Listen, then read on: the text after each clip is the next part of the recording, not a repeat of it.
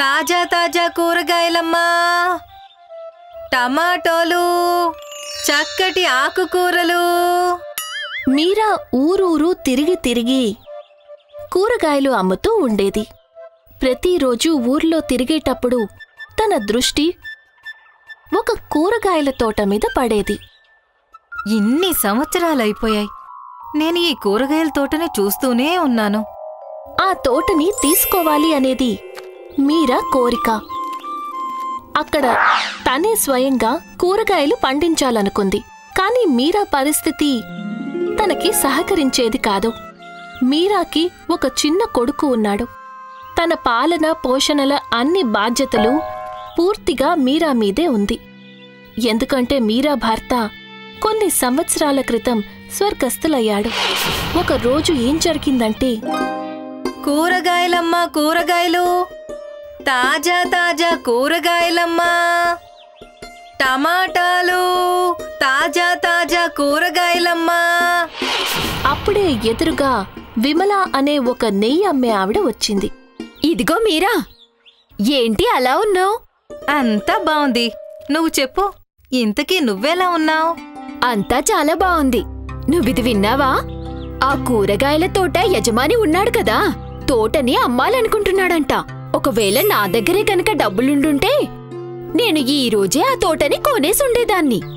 మీరాకి ఆ కూరగాయల తోటంటే ఎంత ఇష్టమంటే తను సరాసరి తోట యజమాని దగ్గరికి వెళ్ళిపోయింది. అయ్యగారు, మీరు తోట అమ్మాలి అనుకుంటున్నారని విన్నాను. అవును, నేను ఇప్పుడు ముసలివాడిని అయిపోయాను. ఈ వయసులో తోటని సరిగ్గా చూసుకోలేకపోతున్నాను నేను. అందుకే నేను అమ్మేద్దామనుకుంటున్నా. నువ్వు ఇది కొనాలి అని అనుకుంటున్నావమ్మా? అవునయ్యా, కానీ నేను కొనగలనో లేదో నాకు తెలీదు. మీరు దీన్ని ఎంతకమ్మాలనుకుంటున్నారు? నాకు దీనికి బదులు 500 నాణాలు కావాలి. ఓరి దేవుడో, నా దగ్గరైతే కేవలం 200 నాణాలే ఉన్నాయి. 200 రూపాయలు చాలా తక్కువ కదమ్మా. నేను 400 నాణాలు కొంచెం కూడా తగ్గించలేను. అయ్యగారు, నేను మీకు ఇప్పుడు ఈ 200 నాణాలు ఇచ్చి వచ్చే 4 నెలల్లో ప్రతి నెల 50 నాణాలిస్తే అప్పుడు మీరు నాకు ఈ తోటని అమ్ముతారా చెప్పండి? తోట యజమాని ఆలోచించాడు. సరే, అయితే వచ్చే 4 నెలలలో నువ్వు నాకు 50 నాణాలు ఇవ్వాల్సి ఉంటుంది. మీరా చాలా సంతోషించింది. త్వరలోనే తను కలగన్న తోట తనకి దక్కుతుందనుకుంది. తర్వాతే ఉంది, మీరా ఇంకా ఎక్కువగా కష్టపడసాగింది. తను ప్రతిరోజు ఎక్కువ కూరగాయలు కొని అమ్మటం మొదలుపెట్టింది. దాంతో తనకి ఎక్కువ డబ్బులు రావడం మొదలయ్యాయి. రోజూ మీరా పైసా పైసా దాచటం మొదలుపెట్టింది. ఇప్పుడు సాయంత్రం సమయంలో మీరా గ్రామంలో తిరిగి తిరిగి తినుబండారాలు కూడా అమ్మటం మొదలుపెట్టింది. నెల రోజుల తరువాత మీరా తోట యజమానికి 50 నాణాలు ఇచ్చింది. మీరా చాలా సంతోషంగా ఉంది. మీరా ఇంకా ఎక్కువ కష్టపడుతూనే ఉంది. తను పొద్దున పూట కూరగాయలు, సాయంత్రం తినుబండారాలు అమ్మసాగింది. చూస్తూ ఉండగానే మీరా తర్వాత 4 నెలల్లో తోట యజమానికి మొత్తం డబ్బులన్నీ ఇచ్చేసింది. చాలా మంచిది మీరా. ఇప్పుడు ఈ తోట నీ సొంతమయ్యింది. దీన్ని జాగ్రత్తగా చూసుకో. మీరా తోటని కొనాలనే తన కలని నిజం చేసుకుంది. ఇప్పుడు మీరా తన సొంత తోటలో కూరగాయలు పండిస్తూ ఉండేది. ఇక వేరే కూరగాయలు అమ్మేవాళ్లు తన దగ్గర కూరగాయలు కొంటూ ఉండేవాళ్లు. మీరా చేసిన శ్రమ తన జీవితాన్ని అభివృద్ధి చెందేలా చేసింది. తన కొడుకు కూడా ఇప్పుడు మంచి స్కూల్లో చదవడం మొదలుపెట్టాడు. ఇప్పుడు మీరా జీవితం సుఖమయంగా మారింది. అందుకే అంటారు, కష్టపడి పనిచేసేవాళ్లు ఎప్పటికీ ఓడిపోరు అని.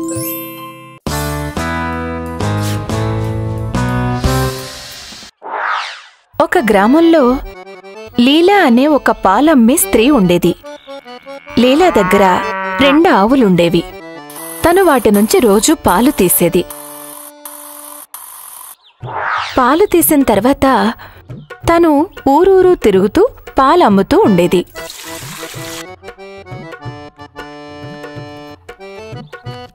లీలాకి ఒక స్నేహితురాలుంది. తన పేరు మీనా. తనకి గ్రామంలోనే ఒక పెద్ద వ్యాపారితో వివాహం జరిగింది.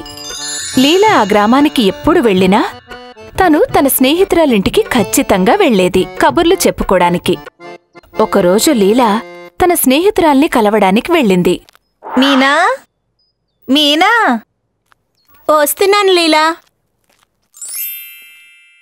ఏంటి సంగతి?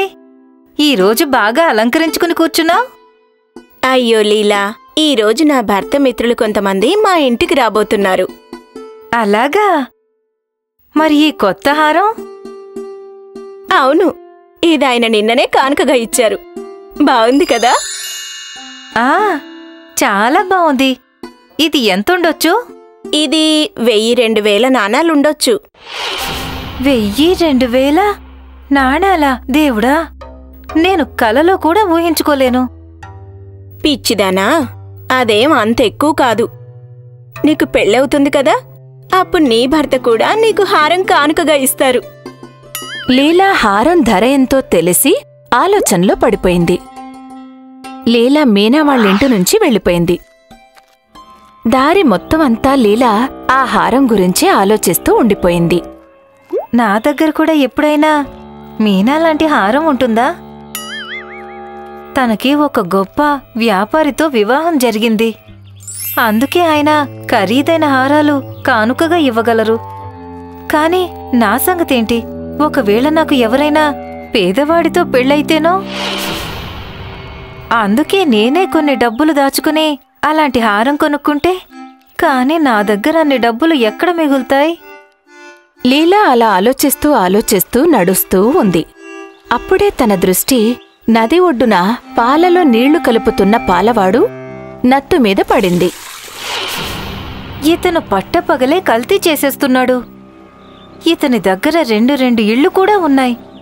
బహుశా నేను కూడా ఇతనలానే పాలల్లో నీళ్లు కలిపి అమ్మాలేమో. దానితో నాకు బోలెడన్ని డబ్బులొస్తాయి. ఇలా అనుకుని లీలా చాలా సంతోషంగా ఉంది. తర్వాత రోజు లీలా ప్రతిరోజులానే ఆవుల నుంచి పాలు తీసింది.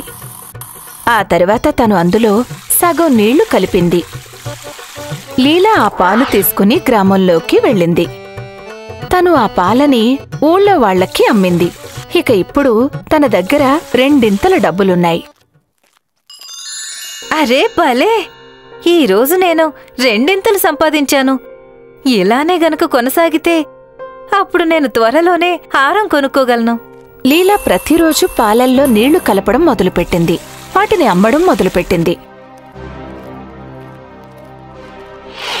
తను చాలా సంతోషంగా ఉంది. ఎందుకంటే ఇప్పుడు తను ఎక్కువ డబ్బులు సంపాదిస్తుంది.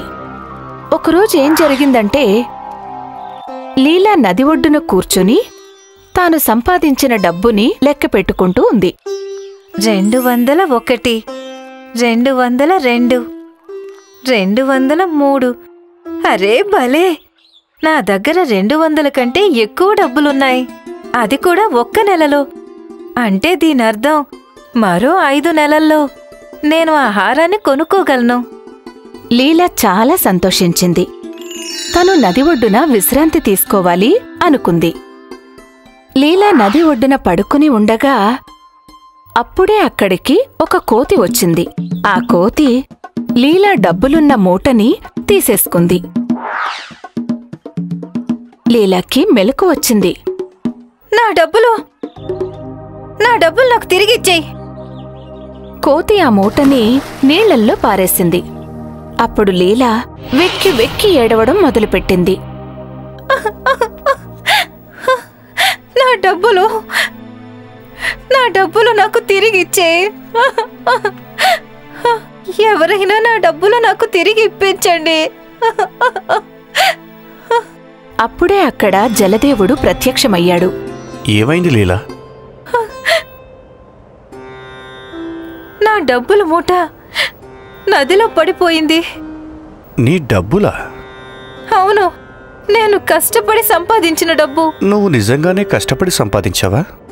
అది నేను ఆ హారం కోసం అవి నువ్వు కష్టపడి సంపాదించిన డబ్బులు కాదు, అందుకే నీకు అవి దక్కవు. నువ్వు పాలలో నీళ్లు కలిపి వేరే వాళ్ళని మోసం చేసి ఆ డబ్బు సంపాదించావు. అవి పాపపు సంపాదన. నాకు అర్థమైంది స్వామి, నన్ను క్షమించండి. ఇక నేను ఎప్పటికీ మోసం చేసి డబ్బు సంపాదించను. లీలాకి తను చేసిన తప్పు తెలిసొచ్చింది. దాంతో తనకి గుణపాఠం వచ్చింది.